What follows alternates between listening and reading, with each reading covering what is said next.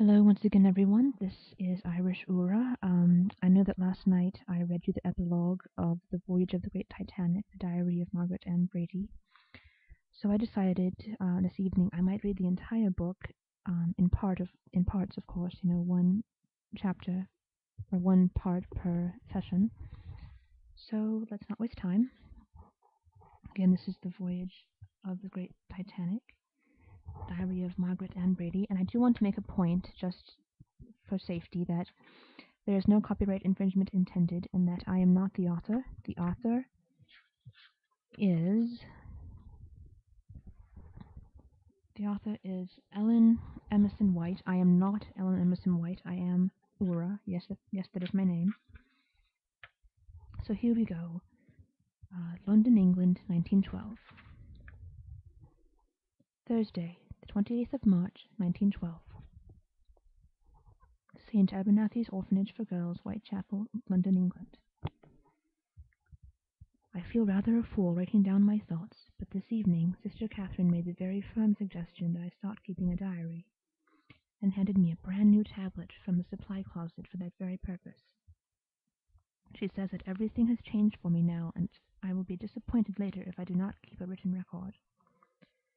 Failing that, she assured me that she would be disappointed. In all honesty, I so prefer to guard my privacy that I do not think I would accept such a directive from anyone else. My fondness for her is such that it seems only proper to follow her advice. In any case, there is no question that today was nothing if not eventful. One moment my life was mundane, mere hours later the whole world seemed new and different. It was mid-morning, and I was in the midst of a clumsy declamation, "Tiger, tiger, burning bright, in the forests of the night," when I was summoned to Sister Mary Gregoria's office. I went, with great uneasiness, as I had been somewhat unruly at breakfast, and would now most certainly have to serve my penance in the form of chores. "Margaret Ann," Mary Gregoria said, her voice surely as loud as bow bells. She waved a piece of paper at me and then pointed to the chair where she wanted me to sit. I have been known to post a solemn note here and there in the common rooms, proposing peculiar new policies, and scrawling a facsimile of Sister Mary Gregoria's signature below. But this sheet did not look familiar, and it would be a shame to be punished for the offense of another, and yet, the truth be told, probably not altogether undeserved. Then Sister Catherine bustled in, murmuring an apology for her tardiness. Obviously she and I are close, so I sensed that whatever punishment I was getting this time would not be too severe. When I first came here some 5 years ago, I do not think I spoke at all for several months. It was a dark and unhappy time, and I rarely ate or slept through the night. I was assigned, as my regular task, to assist a Sister Catherine in the library. During those early days I felt shy around the jolly stout woman in the sweeping black habit, but soon I grew to depend on her kindness. When I felt most alone, she would always be there with a smile, a book she thought I might enjoy, and a hot cup of sweet milky tea. Now that small book-cluttered room is the one place in the world that feels like home to me.